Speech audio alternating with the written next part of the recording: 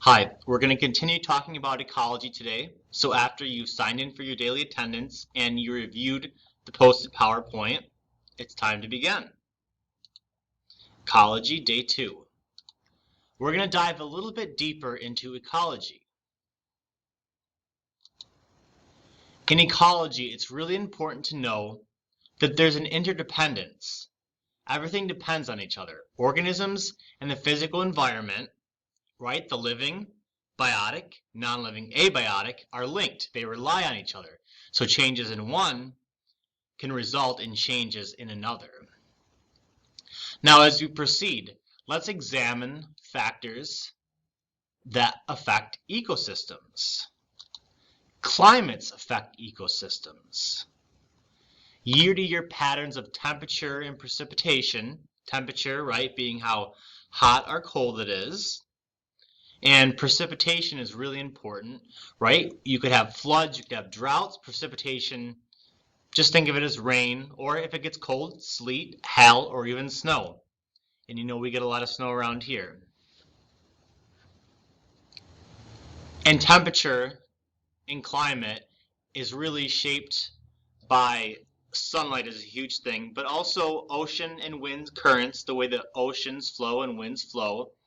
And of course, we know that temperature is related to our distance from the equator, right? The center line of the Earth, the closer you get, the hotter your country is usually going to be, or your ecosystem will be.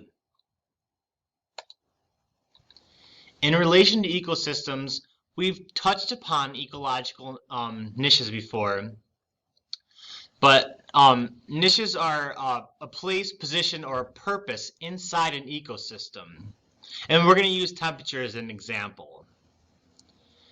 So in this graph, the optimal or best range of conditions in which a species survives, grows, and reproduces is shown. On the x-axis, temperature is shown, and the y-axis, performance. And right in the middle, where we see a peak in temperature, in the optimal temperature, we have organisms that are able to survive, grow, and reproduce. Whereas maybe if they were in temperatures that weren't good, weren't optimal, they might only be able to survive and grow, or they might only be able to survive. So we always want the organisms to be in their optimal fundamental niche. And also, we know in ecosystems, there's competition. Now, competition is a struggle between members of a community for the same limited resources. And right, we talked about a community can consist of the same and different species. So oftentimes, you'll have the same species fighting over food, right? These they look like wild dogs fighting over a deer that has died, and they want to eat it. And competition within a community between different species. We all know that lions and hyenas fight over food resources.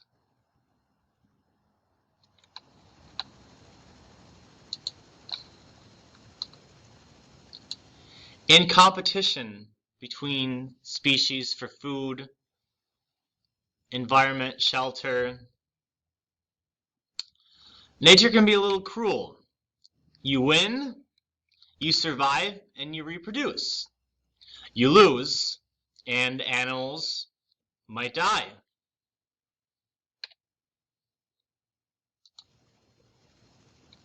Now, we've used this slide a few times, but we're going to pull it out again. We're going to talk about the competitive exclusion principle again, which is that every species has a niche, right? A niche, a purpose, place, or position in an environment. Now, it's important to know that no two species can occupy the same niche in the same habitat at the same time. The habitat or ecosystem just simply can't support two species with the same exact living requirements, right? The same exact food, the same exact resources that it needs. So, nature's invisible hands way of solving this is resource partitioning. We've talked about these pictures before. You'll see that species will evolve and differentiate so that they can adapt in different environments than other species. So take, for example, these are all birds, but the flamingo has a long neck so it can scoop up food at the bottom of the deep water. And then ducks are a little shallow, going a little shallower, and then we go all the way up to plovers that are on land. And the same with warblers. They're birds that live in evergreen trees. However, they usually live at different heights, so they partition their resources by way of nature and evolution, so they're not competing. Now let's talk about food chains again. We touched on this yesterday.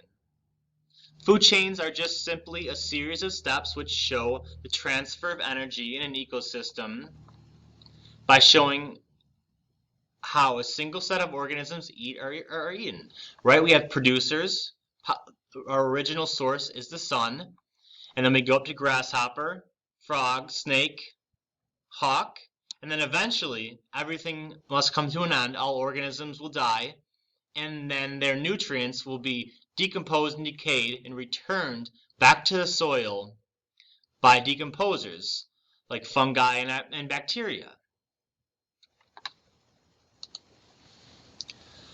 Let's stop and check and answer this question.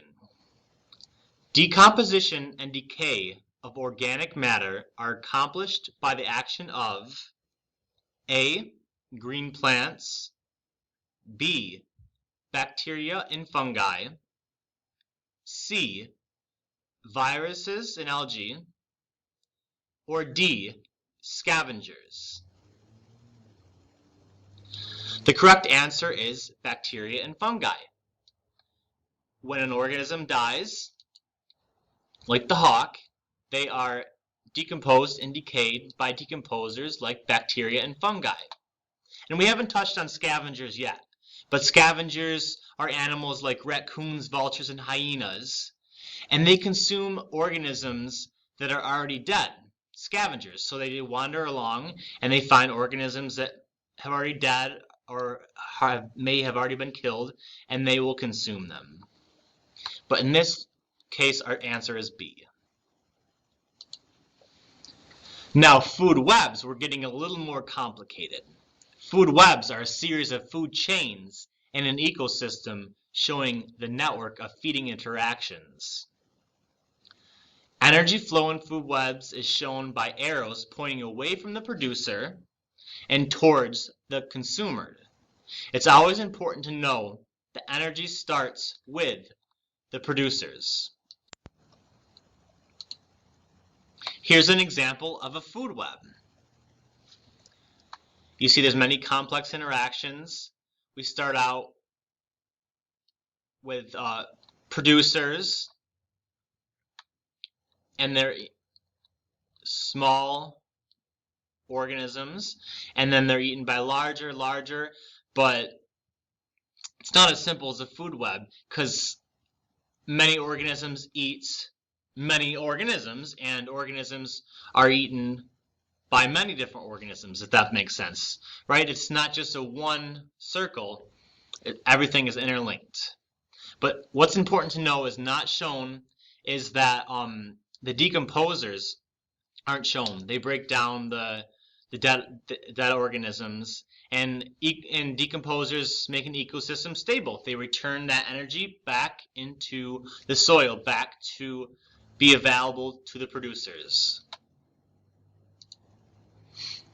Now, let's stop and check and answer this question. The diagram below represents the relationships between organisms in an ecosystem. Take a look at the food web. In addition to sunlight, which factor would need to be added to make this a stable ecosystem? A. Predators, B. Prey, C. Decomposers, or D. Herbivores? The correct answer is C. Decomposers, right? They're not shown. Decomposers make an ecosystem stable, in addition to sunlight. Now let's examine trophic levels. Each step in a food chain or a food web is called a trophic level, right? We have a vertically shown food chain or food web. We start out with the producers, then the primary consumers, secondary consumers, and tertiary consumers. And in this energy transfer, when one organism eats another, only 10% of energy is transferred between these trophic levels. So, in a sense, energy is lost out of the food web or food chain. But why is transfer of energy in a food chain only about 10% efficient? Well, that's because some of the energy is used for life processes like metabolism, right? The sum of all chemical reactions in the body.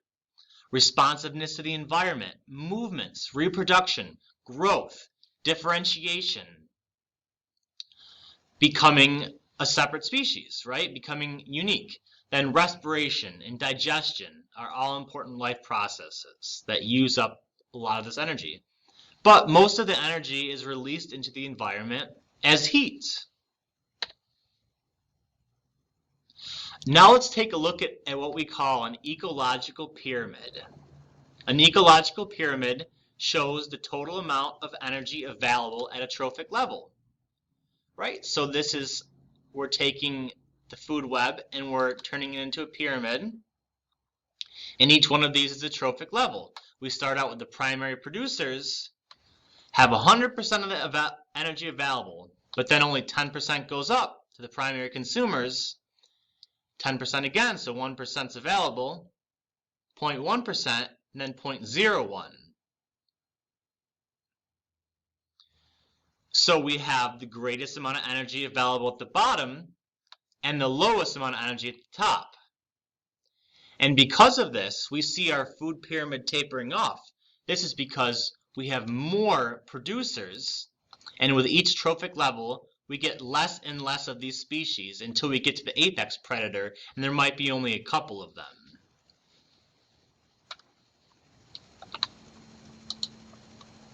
Let's finish up by answering a few questions.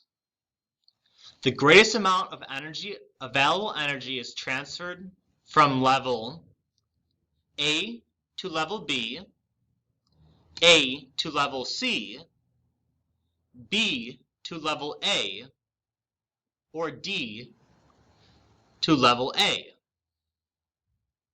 The correct answer is A to level B. The bottom of the food pyramid or energy pyramid will always have the most energy. Our last question. Base your answers to the following questions on the diagram below in your knowledge of biology. The base of an energy pyramid for this ecosystem would include A, the frog, B, the snake, C, the plants, or D, the grasshopper.